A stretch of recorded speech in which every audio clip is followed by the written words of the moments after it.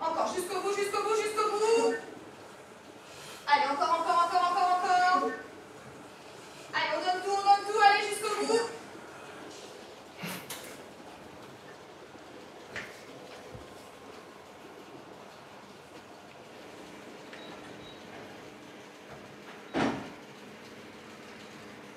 Diandra, tu peux nous expliquer un petit peu ce qui t'est arrivé?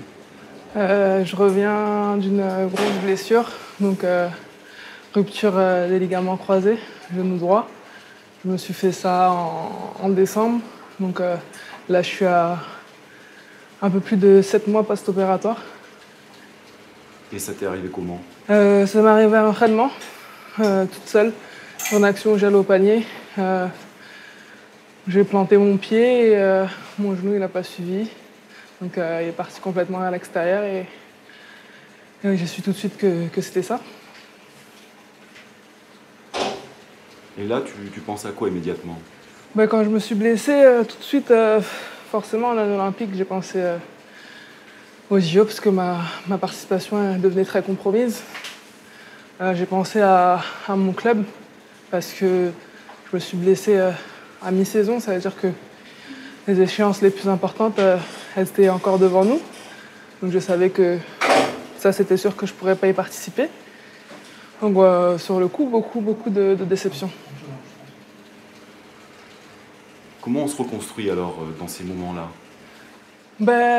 On se reconstruit parce qu'on n'a pas le choix. Et voilà, pour pouvoir justement aller de l'avant, il faut rester positive. Donc c'est vrai que quand il y a eu cette période de déception qui était assez courte, j'ai essayé de me remettre tout de suite au boulot pour me donner toutes les chances possibles pour aller à Rio. Ça te fait quoi de revenir dans cette maison où on s'est rencontrés il y a 10 ans? Ça fait toujours plaisir. C'est sûr que moi j'ai connu l'INSEP en 2005. J'ai passé 4 ans, donc il y a pas mal de souvenirs à chaque fois que je reviens ici. Puis voilà, c'est un petit peu la maison, on va dire. Parce que c'est vrai que depuis que je suis partie, je suis revenue régulièrement. Donc voilà, même si je suis plus ici tout le temps, et on s'y sent comme à la maison, on est toujours bien accueillis. C'est la canicule, hein? Ouais, 36 aujourd'hui. J'ai pas du tout l'air. Bon, écoute, là on n'est pas trop mal. Je vais juste pousser ça. Franck, vous avez passé le mois d'août ici, tous les deux, pendant les Jeux Olympiques. Une partie, voilà. Ça fait quoi? Ça fait quoi? Mais ça fait du bien. Passer l'été à l'INSEP. Non, mais c'est des retrouvailles, on se retrouve régulièrement avec Diandra depuis qu'elle est passée ici. Tu la suivais quand elle était ici, il y a une dizaine d'années? Oui, quand elle était petite. Enfin, petite en âge. Jeune. Parce qu'elle était déjà plus grande que moi en taille. Mais oui, ça fait un moment qu'on se connaît. Moi aussi, je l'ai filmé. Ouais. Quand elle était petite. Ouais. Donc on a 4 séries de 6. 4 sur 6. À 180. Pour l'instant, à je fais partir ça. de la deuxième série, tu envoies sur la première, 5 pieds, tu te prépares, 4 secondes avant, tu envoies bien. Okay. Ça va? Allez, on est parti. Je te gêne pas là?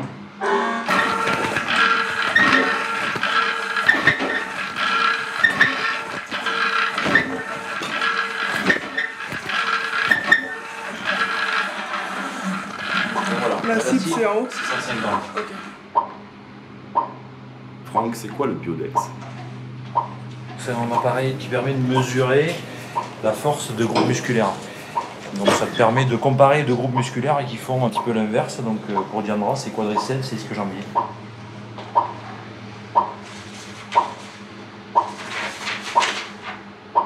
Donc en fait, ça nous permet de voir si il y a une jambe qui est plus forte que l'autre. Et on connaît aussi le rapport entre les deux groupes musculaires.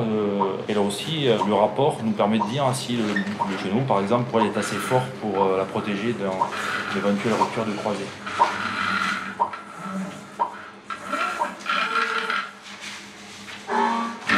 Allez, pousse.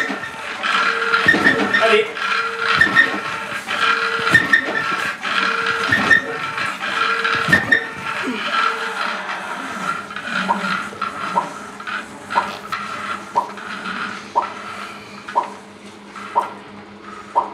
Donc pas si mal que ça. Bon, pareil, tu as vu la première, elle est un petit peu en dessous. Ouais. Donc faut essayer au moins qu'elle soit au-dessus de la première cible. Ouais. Et on essaye de viser là. Là, on n'est pas loin du max. Hein. Ouais. Là, on n'est pas loin de ce que tu étais capable de faire en 2008. D'accord. Ça, c'est bien ça. Ça a l'air dur. Oui, c'est dur. Ouais, c'est assez dur parce qu'on fait les efforts toujours à 100%. En fait, on travaille à un pourcentage de ce qu'on était capable de faire il y a un certain nombre d'années ou de mois. Mais par contre, on est toujours à 100% de ce qu'on fait. C'est là que c'est dur. Ça demande de l'énergie mentale, nerveuse, puisqu'on a des cibles, elle a des cibles à respecter. Moi, je lui mets en fait les résultats qu'elle avait quand elle était équilibrée au mieux avant d'avoir la blessure. Voilà. Physiquement. Attention. Je vais préciser équilibré physiquement. 2, 1. Allez, pousse, pousse, pousse. Allez, pousse encore. Voilà, allez, pousse. Allez, plus fort. Allez. Putain, j'étais bien parti. 3, 4, on va essayer de diminuer à partir de la 5e. Ouais. 3, 2, 1. Allez, pousse, pousse, pousse, pousse. Allez, encore, pousse. Pousse plus fort. Pousse.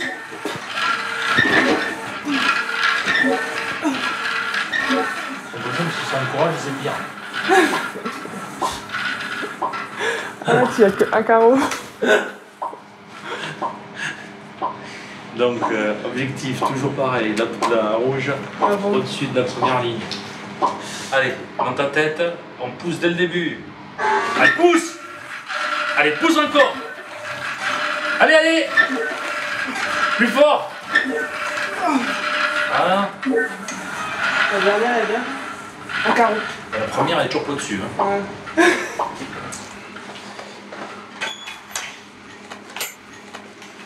Merci, Francky. Je me suis. On va passer à côté. Ah, on redescend. Ouais, tu redescends aux autres, hein. Les deux? Ouais. Tu sais, j'ai peur de me prendre le pied là. Par contre, c'est lourd. Ouais.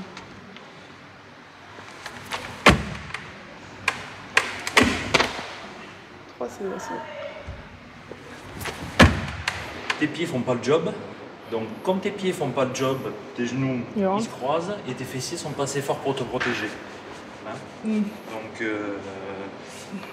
tu pourrais essayer de le faire peut-être sur des choses plus petites au départ, avec un ballon. Entre les jambes pour garder les un jambes. ballon en mousse. Ou un élastique. Pas trop mou parce que tu vas l'enfoncer, mais qui te permettent de garder les genoux ou une élastique, mais il faut penser à pousser sur les côtés. Ok.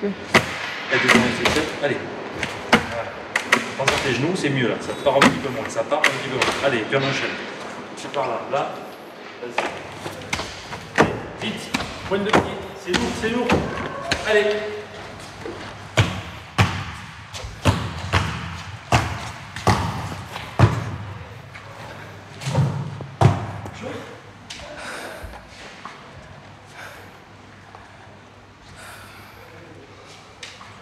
Dans ta rééducation, tu joues au basket aussi?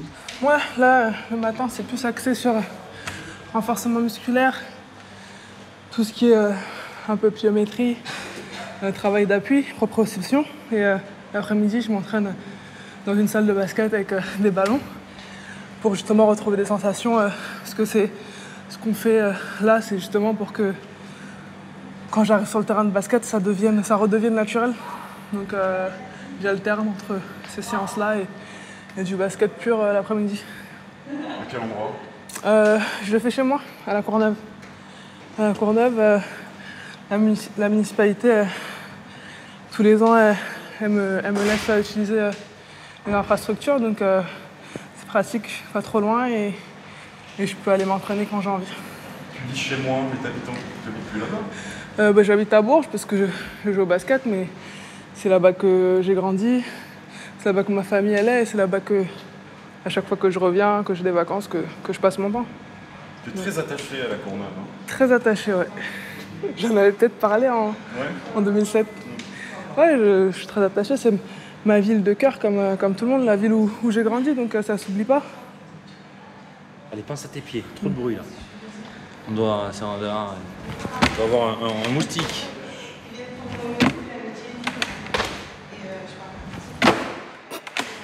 Moustique.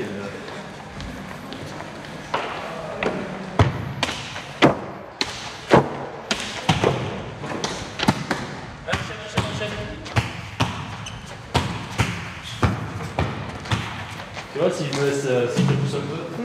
Allez, tu repars trotting. Allez, trotting, bien sur les chevilles. Justement, faut que tu les travailles tes pieds et tes chevilles. Allez, pareil, attends, voilà, ça c'est mieux. Et attends, enchaîne. Allez, enchaîne direct. Le ballon, il arrive au centre. N'importe où, enchaîne. Voilà. Tu vois? Là, c'est toi qui te domine. Tout à l'heure, je me laisse aller, et je te pousse et tu te laisses. Allez, on va aller à la salle. Allez. Quand on a mal, le genou, il a du mal à récupérer sa force. Ah mais c'est un cercle vicieux parce que du coup j'ai mal parce qu'il n'est pas assez musclé. Voilà, donc c'est un cercle vicieux et derrière, c'est un gros travail de pied à faire. Tu sens bien que tu t'effondres au niveau de tes genoux là. Ouais. Donc ça c'est un véritable travail qui doit être intégré pour moi à ton travail physique. C'est quand même sympa ce cadre-là. Ça. La piste on l'aime pas trop mais la regarder ça va.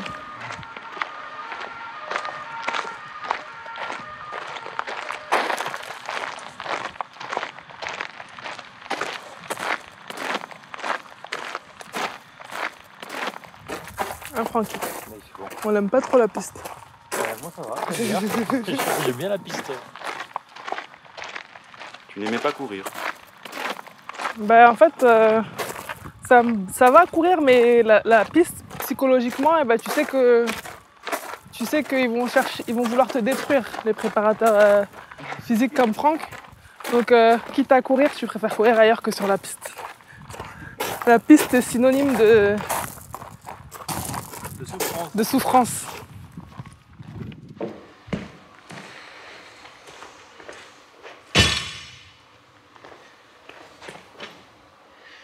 Donc là, tu te souviens, on va enchaîner les deux. Donc bis là, 5 chaque côté, avec chaque fois, changeant le pied.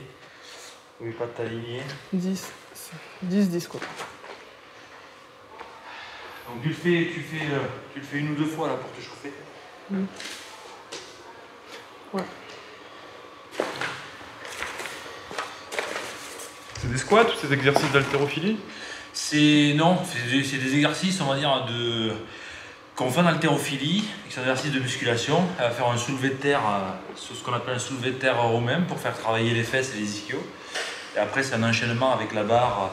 Ce sont des exercices qu'on donne à l'haltérophilie, mais sur les débutants, sur les gens qui veulent apprendre, qui nous permettent, nous, de cibler des groupes musculaires sur lesquels on veut insister. Parce que toi, Franck, tu es en même temps kiné et préparateur physique. Voilà. D'accord. Donc j'ai fait les deux cursus. C'est pour ça que son ancienne salle, c'est mon bureau maintenant. L'après-midi.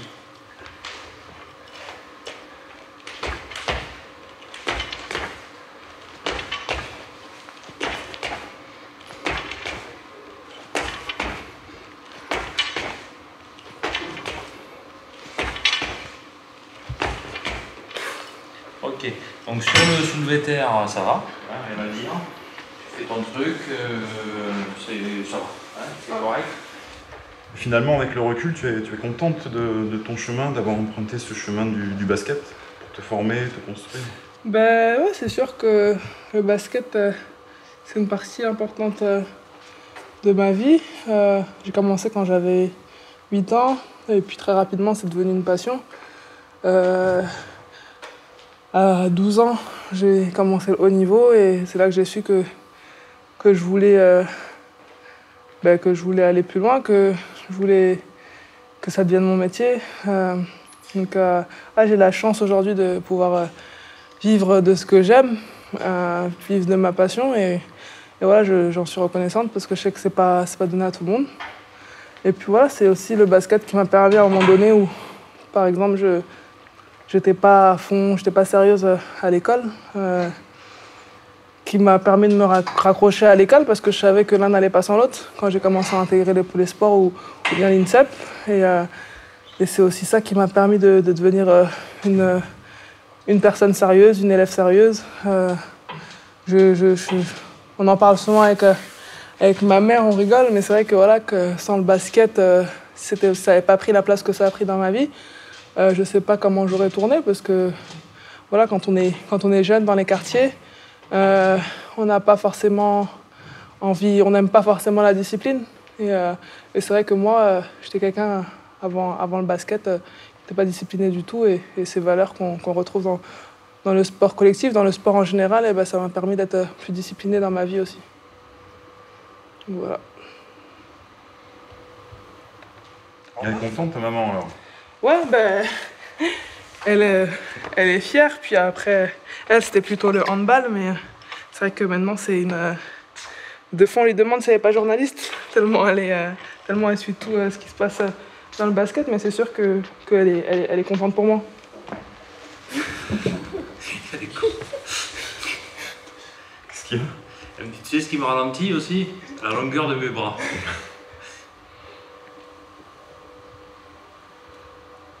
Laisse aller ta tête, elle doit regarder le sol. Voilà, elle est solidaire de ton. Elle doit regarder le sol. Quand tu as les haltères en bas, elle doit regarder le mur. Parce que tu es droite. Voilà. Elle suit le corps, elle ne doit pas bouger la tête. Voilà.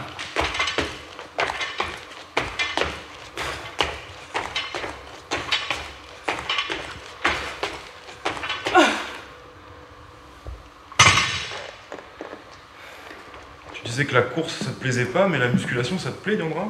Non, non plus. Il n'y a que jouer au basket qui me plaît. Non, la musculation, là, j'ai pas trop le choix parce que quand tu te fais opérer, en fait, ton muscle, il fond complètement. Et pour la reprise, il faut que tu retrouves tes valeurs d'avant. Donc, c'est un passage obligé, la muscu, sur ce genre de blessure, en fait.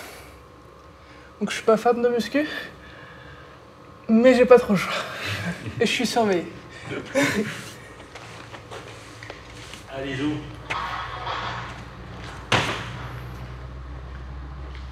Donc ça, on fait 4 et 4. D'accord. Le poids, il est là. Ensuite, il est ici. Ouais. Donc si tu lèves une jambe, ça sera celle-là. Ouais. Ça va pas sur l'autre pointe de pied, parce que c'est là que tu t'embarques. D'accord. Donc de l'autre côté, c'est pareil. Si je lève, c'est celle-là qui va venir se lever pour placer là. Tu m'as dit combien à combien? 4 et 4. On enchaîne directement avec là. Là, tu prends direct, tout droit. Ouais. Pas de... Ok. Celui-là, on l'a déjà fait aussi. Ouais. D'accord. Sauf que tu vas le faire là-dessus, avec le dos au mur. Donc, je répète. 4, 4, 10, 8. D'accord. On trouve bien sur la jambe. Voilà. Te laisse pas embarquer par le poids. Ici, ça va pas bouger. Là. Tu vois, tu vas presque un peu un chouïa trop. Après, il faut que tu sois capable de maintenir après avec ça. Là, c'est un petit peu mieux. Là, voilà. Faut que ça soit dur là. Faut que ça soit dur.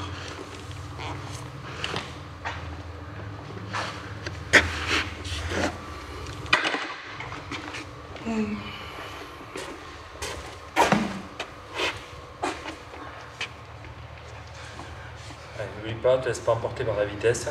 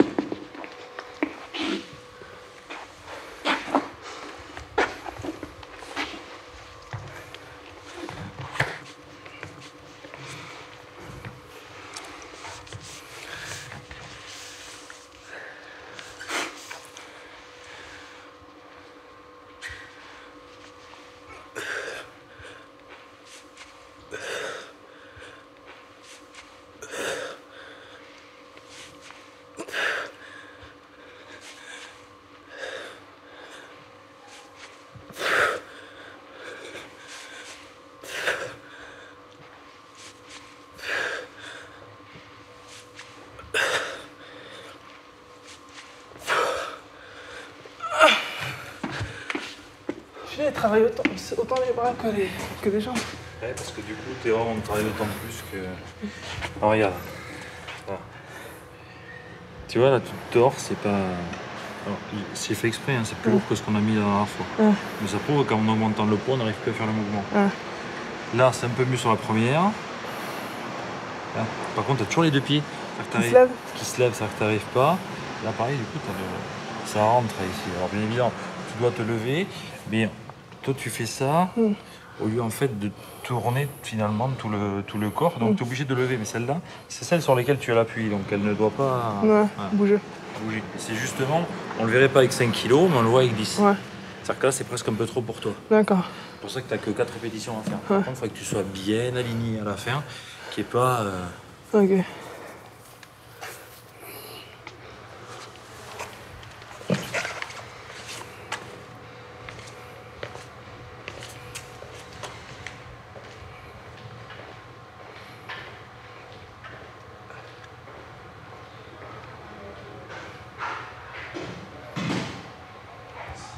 Tu es fatigué?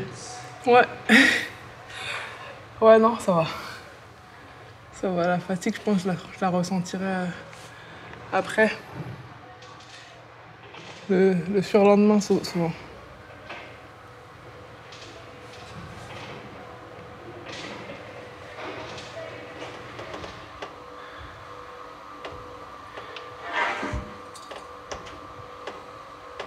N'oublie pas de respirer. Pareil, essaie de te redresser. On a toujours tendance effectivement à regarder en bas.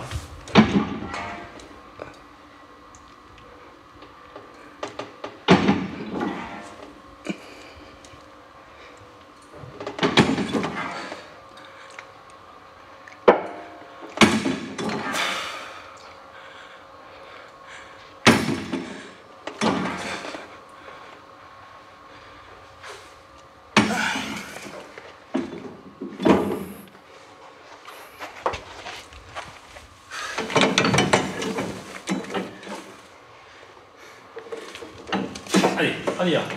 Allez, allez, allez, allez.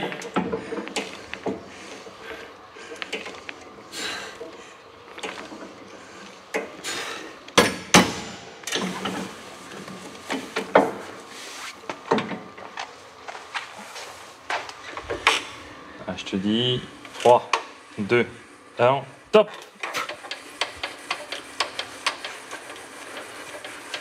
Top. 2, 1, top. Top. 2, 1, top. Top. 2, 1, top. Top. Allez. 2, 1, top. Top. 2, 1, top. Allez.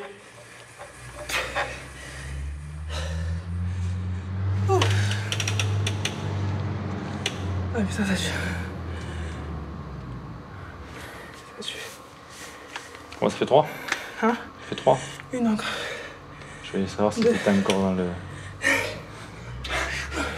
C'est classique ça. Quand ils sont fatigués, tu leur dis... Allez, honnête. 40 secondes. Hein. C'est long. Il avait le moral quand même avec toi cet été là. Oui, quand même. Bon, je pense que... Pas aller au jeu comme ça, c'est dur, non? Oui, donc ça, c'est ce qui est arrivé en premier, la déception. Quand elle est arrivée, la première chose dont on a parlé, c'est ça.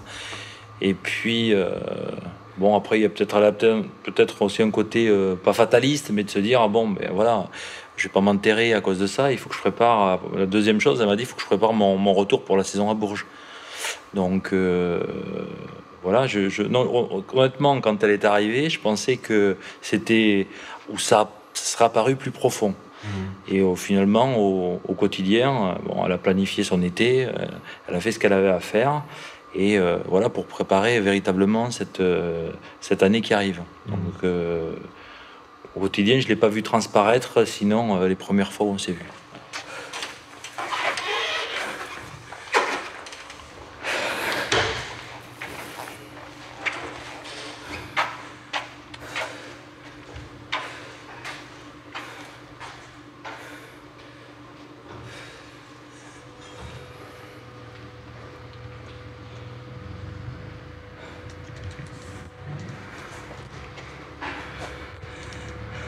Diandra, même après toutes ces années de basket, puis aussi dans un circuit professionnel aujourd'hui, est-ce que justement tu as encore du plaisir à jouer? Tu te souviens de toi au début, peut-être à la Courneuve Bien sûr, j'ai toujours du plaisir à jouer. Comme je disais tout à l'heure, le basket, c'est pas seulement... C'est devenu mon métier par la suite, mais c'est avant tout une passion.